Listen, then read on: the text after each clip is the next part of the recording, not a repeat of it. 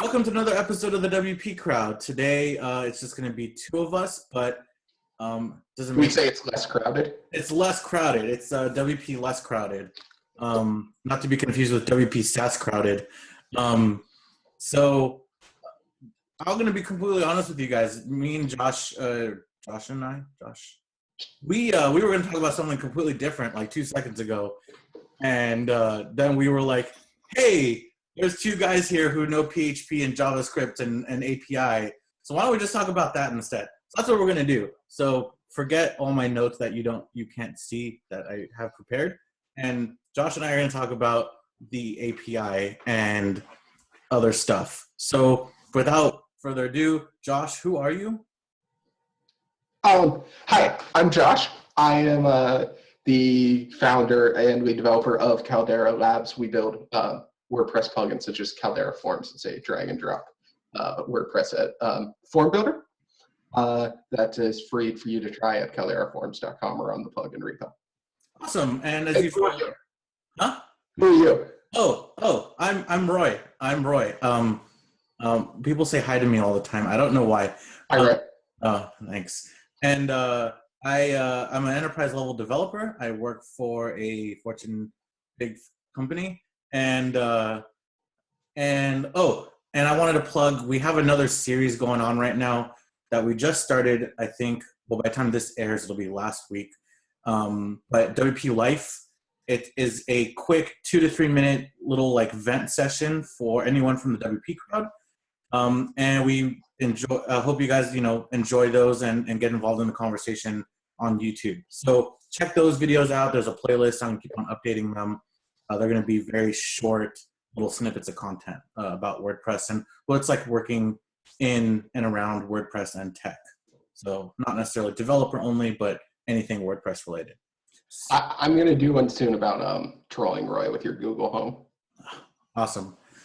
All right. So instead of talking about plugins, which is what we were going to talk about, Josh and I have decided that we wanted to focus our attention on what most people know us for, which is API, JavaScript, and well, that's about it. I'm not really famous. Oh, and Caldera Forms, obviously. We're not really famous for anything else at all. So an interesting thing that we kind of, as we were kind of spitballing, actually talking about WordCamp Miami, was that, or no, sorry, we were talking about LoopConf, which Josh and I are going to be doing a 6-hour workshop on JavaScript, the API, and Angular, and all the kind of frameworks that are out there. We're going to try to incorporate as many as possible. While we're talking about that, we feel like as this new trend of JavaScript, learn JavaScript deeply has really pushed forward, people are starting to forget that WordPress is built on PHP and the API is built primarily with PHP. So maybe the tagline should have been changed to, hey, before you learn JS deeply, learn PHP. Deeply. And in fact, the we're just going to hack it because it works PHP style is going to bite us very hard in the ass as we move to a REST API focused WordPress. Yeah, I think that people who have a low level understanding of PHP, who want to get involved in JavaScript applications and powered by WordPress, are soon going to find themselves stuck in a hole because the API, as great as it is, and I love the API because I've been using it for so long now, only does so much, right? And in order to really extend out the API, which is really easy to extend, it's one of the easiest things to kind of extend it and build out, is that you're going to need a lot of PHP knowledge to really make it better. And ultimately, as Josh said to me earlier, your business logic, which is the business logic of the website and potentially your whole company, is still going to be in PHP. So think about that for a second. No matter how much JavaScript you're going to learn and how deep you're going to get into JavaScript, whatever applications you're going to build, your foundational business logic is still going to be in PHP. So don't drop PHP just because all of a sudden JavaScript's the new thing. Okay, so can we start with a very brief thing about this fantasy that WordPress core itself will become some sort of known application or something? Yeah, that's not going to happen. But well, but like the thing is that the conception there is like that would be better. Just a question, right? Like there are really great ways to build a backend for a web application, like Rails, .NET, PHP, maybe Node. But those are a very different server stack than WordPress. Like every WordPress host, there's so many of them because PHP is really easy to set up. It scales pretty well, and it's super fault tolerant, right? Like you can have one worker in your hosting environment completely error out, and the other PHP workers, the other 75 sites in your shared host are fine, right? That's an architecture that is fairly unique.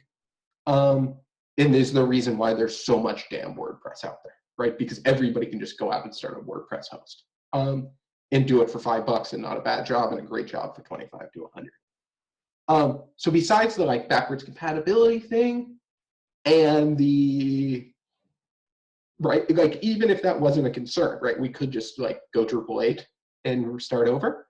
The whole WordPress ecosystem is built around the fact that PHP hosting is a thing and how flexible and fault tolerant it is. And so, in that they all offer PHP, nobody offers Node hosting, right? Like, so it's always going to be there, you know, always in, as long as you can say always in the tech stack. So I think that's worth discussing first, that like PHP will always be the backend because backwards compatibility, but also because for something like WordPress, not a bespoke application, there is no better choice, and it's not a bad choice for a bespoke application either. Yeah, I mean, people. I don't think people are forgetting, but WordPress is built with PHP. Like you can't get like in order to potentially switch up PHP to powering WordPress, something like a Node application would be such an undertaking that there's just no way it's going to happen. Not at least not anywhere in the near future, right? Like at that point, that's just going to be not WordPress. It's going to be something completely different. It built that from scratch. Go right ahead. Like yeah, exactly. PHP is not going to go anywhere either. PHP 7 has just come out. I would say recently, but it's been a while now. And it's only getting better and better. So I don't see a reason for PHP to go away anytime soon. So, and it's been around for so long that, as Josh said, the stacks that you can create on a host or on your own host, if you want to, are so flexible that you can create a really good environment that runs even a WordPress site scalable and fast. And so PHP definitely not going to go anywhere. And so not having a fundamental knowledge of it, but then learning JavaScript to play around with the API and to, let's say, make an advanced application that's in JavaScript powered by the API, you're gonna have a bad time if you don't know basic PHP. Well, and also that I think that it's not about basic PHP, right? This is where the advanced PHP concepts that I think a lot of WordPress developers have said, whatever, we don't need all that, right? Because, like, honestly, you don't. Look at some very successful, look at almost every WordPress theme, look at very successful WordPress plugins. They are not using advanced PHP concepts, right? Look at WordPress. It's strongly coupled to a global set of global variables, right? That is objectively speaking, wrong. But to really move to a REST API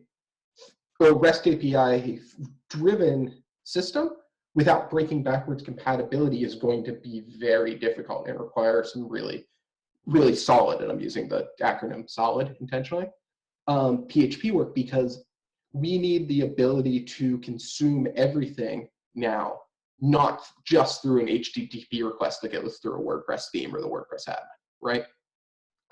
Most WordPress code is traditionally, this is changing over the last few years, been very tightly coupled, right, to the get and the post super global, right? You have a class that's the only way to do this, or a function that's the only way to do this, and it's working directly with get or post. So it's strongly coupled to the old way. And that is a problem where we have the requirement of we need it to work in the old way. We need to work it to work with a REST API endpoint. We need it to work with the WP CLI command, right? This is for very good reason becoming the standard. We want to be able to do everything those three ways. REST API, traditional, either WP admin or WordPress theme, depending on the context, and WP CLI. And writing code that way in PHP requires these, what we call advanced PHP topics in the WordPress world. They're sort of software design fundamentals, writing code for reuse, decoupling, dependency injection, right? Yeah, and I want to kind of move past that. So let's make it a fundamental understanding that PHP is not going anywhere.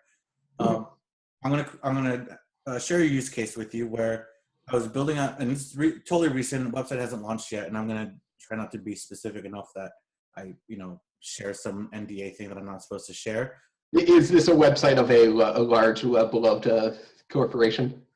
It isn't. It isn't. It was a side project that I was working on, helping someone else out with there. So it was an Angular application that they actually had built already, and they built the whole thing in Node.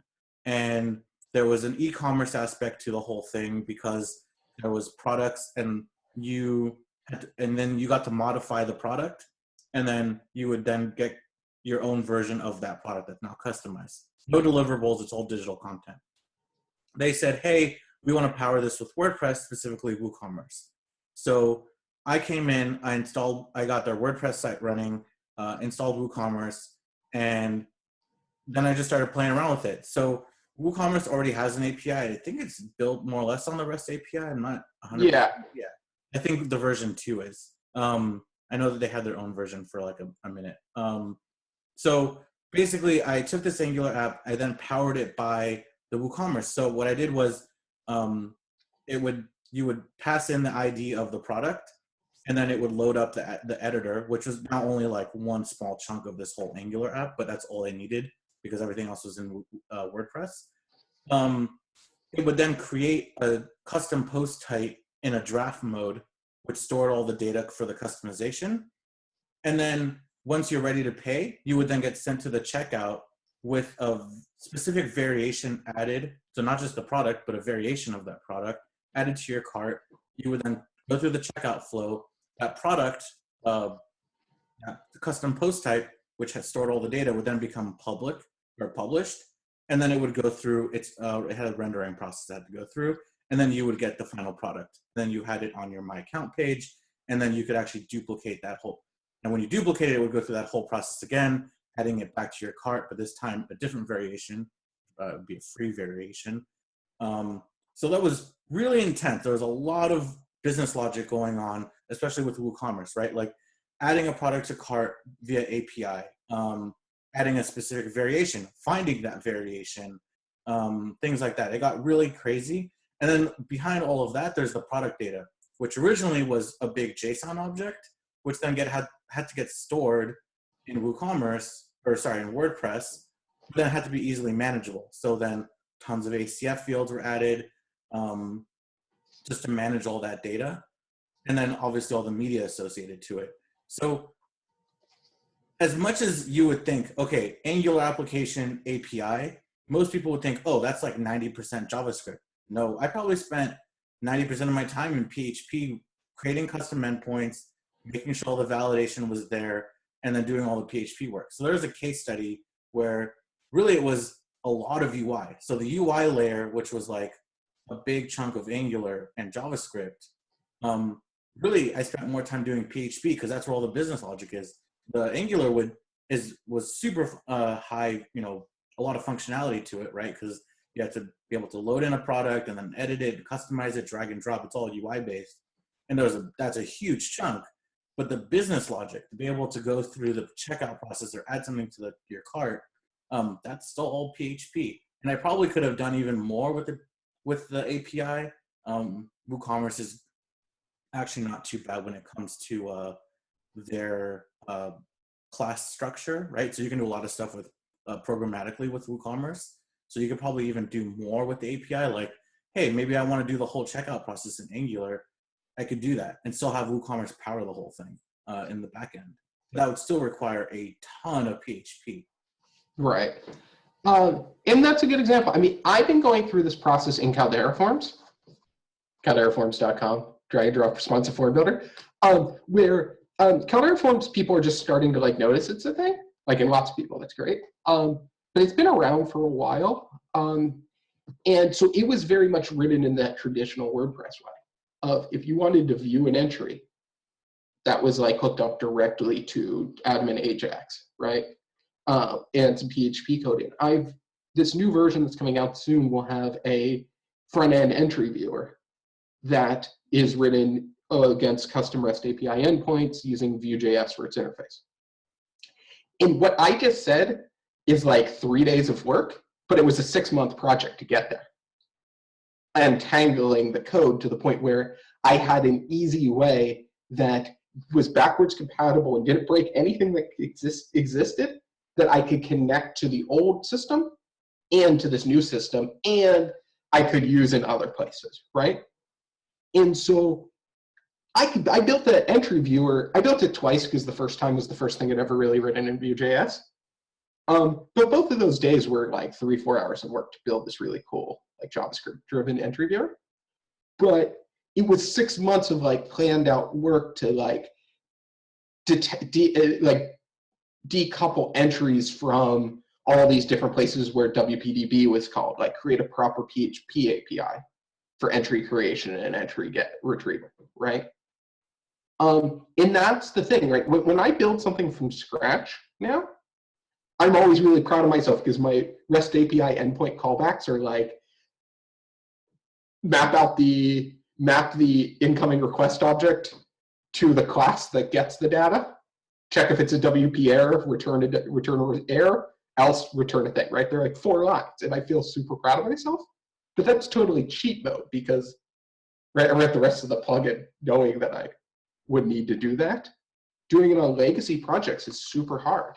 But if I was building a form builder today, I would have built the entry system to work with WP CLI, knowing that I could then wrap an incoming REST API response around that. I would argue that you are building a form builder today. Because if I was building one from scratch today, if I was like, woke up tomorrow and was like, hey, I've never built a form builder before, but I'm going to, I would do it in such a way that the first like beta version didn't even have really, was just like an entry system that had a class that had no interface, and that I would believe that I'd hit that goal by being able to go into the command and be like WP Caldera Forms, create entry, JSON string, right? Knowing that I could then hook that up to a REST API endpoint, that I could then hook that up to and to an interface. Probably another conversation for another day, but I think the REST API is going to, you're going to see a lot of new plugins come out that might rebuild some of our legacy, like some of the more common plugins out there, because they're going to have them powered via, with the API, because they can make them a little more slick. A lot of these designers that are more intuitive to the UI are now going to learn enough, hopefully, that they're going to get there. Yeah, and I don't want to take away from this argument of like your interface should be REST API driven and like use a cool JavaScript framework because like it can be reactive and very dynamic, right? Like that's totally correct. I just feel like we've missed this piece in between, right? Right, like people like you and I have been saying that, and I don't disagree with that. I'm just saying that that's been interpreted as like, okay, no more PHP, and I actually think that this requires us to up our game on PHP. Yeah, and there's one other thing I wanted to mention, and I'm not sure, I don't really have a use case for it, but when you are working with the API and you've created your endpoints and stuff, you can still work with those API, like where you can still do all the work, you can still get all the data and do everything you want with PHP. Whether you're calling, let's say if you're smart and you've done it, in a fashion where you can call on what the API calls on as like a class, like you said, you can just call that class directly if you need to. Or I've done this a couple times, not on production sites, but just playing around. I've done a WP safe remote get to an internal API endpoint, basically. Right. And there's a third way that you can approach this, is that you can create a WP REST response object without making an HTTP request, right? This is how, if you look in the unit tests, it works. Right? The unit tests for the WordPress REST API don't do a WP HTTP safe remote get, right? They just create an object of the WP REST request class, feed that into the callback, and then test the output, right? Yeah. And so you can do the same thing. You can do new WP request, WP REST request, and pass in exactly the same URL, and then create a response out of that. You can dispatch it pass it to the WP REST server, dispatch it, and you'll get back that WP REST response object. Now that WP REST response object implements the JSON serializable interface. And that interface means that if you pass that class directly into JSON encode, you get exactly what you would get, right? That's how the response works, right? Is it serializes that object. So an interesting design strategy is, if you're building an application, a lot of times people will build a page that's just a little bit of HTML. Right? It's like an empty div, and then some JavaScript that on page load does AJAX request to get the data, right? And then when you do some cooking, instead of doing new page loads, it uses AJAX, right? But that's kind of silly that you had to make an immediate AJAX request after you already made an HTTP request to load the first page. So an alternative way of doing that would be that on page load, you use PHP to create that request that you would have created with the second HTTP request, JSON encode that to the screen with WP localized script or whatever. So the original HTTP request gives you what would have been that first response. Does that make sense? Yeah, no, that's actually a pretty good way of doing it. If you're loading a whole page with JSON data from the API, and you're loading it and you don't want to modify it. Well, but I'm talking about a single page web application, but that first page has to come from the server, right? Yeah, you're already calling on a page. You're already making an HTTP request. I get it. It actually would speed things up if essentially you're caching or localizing, right? So you're skipping one whole HTTP request by just doing it on the server side beforehand. And right. And then you click on the link to the next page, and then it's a single page web application, makes an AJAX response to get the data that's missing, right? yeah, and so I think that again, that's a good use case.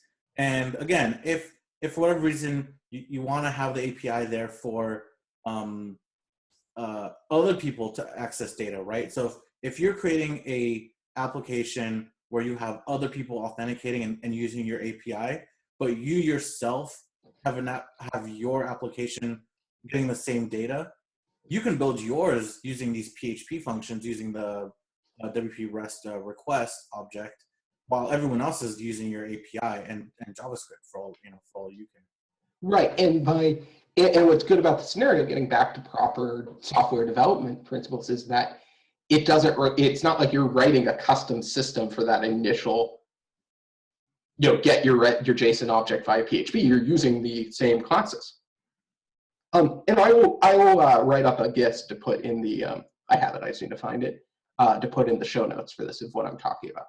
Example of loading a page that uses the REST API on the initial page load without a second HTTP request, just like I just said. We'll put that in the show notes. Cool.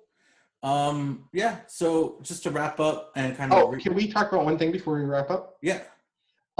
I wanted to get briefly into this discussion of whether you're using your JavaScript MVC framework as this very thin UI layer, which is how I would normally do it, right?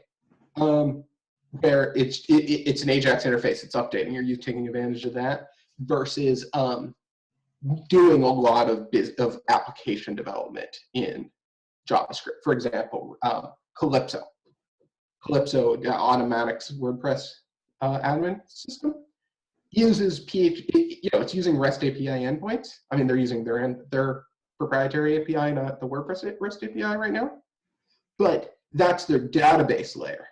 All their application logic is happening in React, which is not a thing I've ever really done because I don't know. So I think that's worth discussing, this difference between like, oh, I'm just going to use this to get the data and like do DOM manipulation in a way that isn't as insane as doing it in jQuery. I'm not knocking jQuery, but I'm saying that people go through these incredible lengths to like do what you could do with like 3 lines of Angular or Vue or React.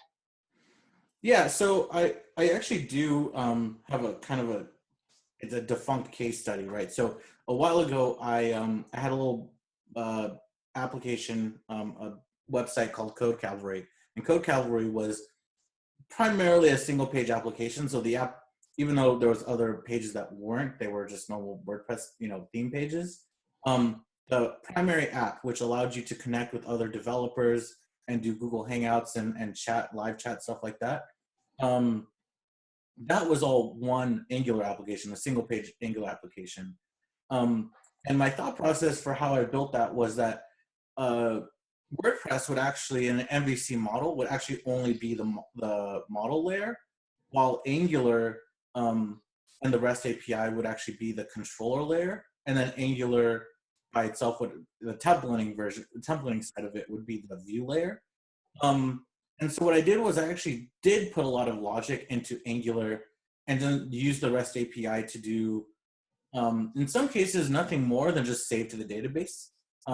Basically, do all the logic that, I'm trying to think of a good example. I think it was like some of my payment processes that I had. I connected with Stripe, but I used Stripe and the API because I wanted to store data in WordPress, but I also wanted to send it off to Stripe. So there was a kind of a triangular kind of API thing going on between application, WordPress REST API, and Stripe API. And so a lot of logic actually stayed in Angular in the controller. And I'm not sure I'm not sure if it was the smartest move, but I just felt at the time that the REST API did a really good job of just of dealing with the WordPress database, right? So I could quickly just say, hey, store this data, and in PHP on the back end, I would say, hey, here's post meta, save it to this custom post type for the session. And that's it. Like the PHP in that scenario, unlike my previous use case where I was talking about building something out with WooCommerce, in this scenario, PHP was actually really minimal. It was only there to do very basic functionality of saving data and getting data. Like that's all it was for. And the only thing I modified really was just adding in custom post meta. So I used default REST API. I think back then there wasn't a way to get custom post types by default. So like as part of built-in, so you have to actually create a custom endpoint for it. And then when I did that, I also added in the custom metadata. But nowadays you would just add a filter and then tell the custom post type that it's REST ready, or whatever it's called, whatever the parameter is. Supports.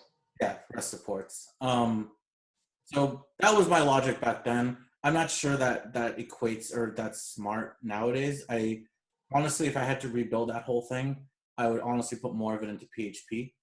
I think that the REST API is as great as it is, and JavaScript as great as it is. JavaScript can do a lot for your UI, right? So it doesn't have to be this thin layer. But I think a lot of the heavy lifting should still live in PHP, and a lot of that reasoning comes from our last conversation, which is in the end of the day, if I want to be able to use it elsewhere that's not JavaScript, I still have it in PHP, right? I could still do whatever I need to do in PHP without needing the Angular app. Yeah, and then the other thing is that, so I got a new phone recently, and this is it's like the most powerful phone I've ever owned. The difference between the like processing power on this and a $10 a month AWS instance is mind-bogglingly different, right? And so you could do a lot of stuff with read writes in the database and complex code because you're running it on like, a beefy server that you might not what about people who are still running like iPhone 4s, right? Like, are you really trusting your entire application to execute in the browser? It's And do all of that logic? Yeah, it's weird because if you look back at even like some of my really early, I want to say like maybe two years ago when I first started talking at 2 WordCamps. days ago? 2 years ago. I thought you said 2 days ago. I was 2 days ago when I so fast. my first WordCamp talk. 2 years ago, I was really heavy on promoting client-side applications, and I said, "Hey, think of all of the power you would save by only doing an HTTP request and only getting back JSON versus a full HTML page, right?" And that's still true, but I don't know if that is a use case anymore for everything because technology has shifted, right? So back then, HostGator was like the best hosting you could get. Unless you were like super genius, AWS was still out of reach a little bit. It wasn't as usable as it is today. And things like DigitalOcean and like some of the things that sit on top of DigitalOcean didn't exist, right? So your best bet was these shared or really expensive VPS or dedicated hosting solutions. And those might be a little more scalable, but for a shared host, which I would say still majority of WordPress runs on shared hosting, but for those who are running businesses and have a little more, business logic built on the server, back then I was like, hey, why put all of this logic on the server when you could do a client side, right? And then client side means that your server doesn't take as big of a hit. You have a million visitors coming simultaneously. That was before AWS made servers free. Yeah, and then AWS changed their business model, and things like Apache 2 and Nginx and all of the 17 million caching layers you can have nowadays came out. So I think, as we're having these conversations, and as I'm giving these talks and presentations, I'm seeing that, hey, things shift. And that's technology changes? Yeah, technology changes. No other way to explain it. I mean, major revelation. Major revelation. First. Technology advances, and when it advances, you don't need to put it on the client side anymore. Because back then, I would say, hey, put it on the client, put all your logic on the client side. Let your browser render all of the HTML based on a JSON, data. But yeah, I mean, as much as, and I would even argue with phones, because phones are just as powerful as computers were 5 years ago. Like, they're super powerful, but they're still not as powerful as 7 AWS, cloud-based, servers that are running to power your website. There's just no comparison. Yep. So let's end with a plug because people need to learn this stuff. And I want to suggest a curriculum. You're gonna love where this ends, right? But first off, if you haven't made your decision to go to LoopConf, you should go. We're doing that whole workshop. But I have a course on getting started with the REST API, understanding what it does. And we're very close to launching a new course that's like understanding PHP, knowing that you're gonna have to work with the plugins API and the REST API. If that's that solid PHP work that we're talking about, and you should go to learn.calderalabs.org. We've got the old course you can link through to, and we'll have the sign coming soon for the new course. And that's like the PHP stuff, a little bit of the JavaScript stuff. And then this guy that you might know, Roy Sivan. Say hi, Roy. Hello. Has these courses on Lynda on building web applications with Angular and the WordPress REST API that are good for getting your feet wet with that kind of stuff. So I really recommend that kind of course to study.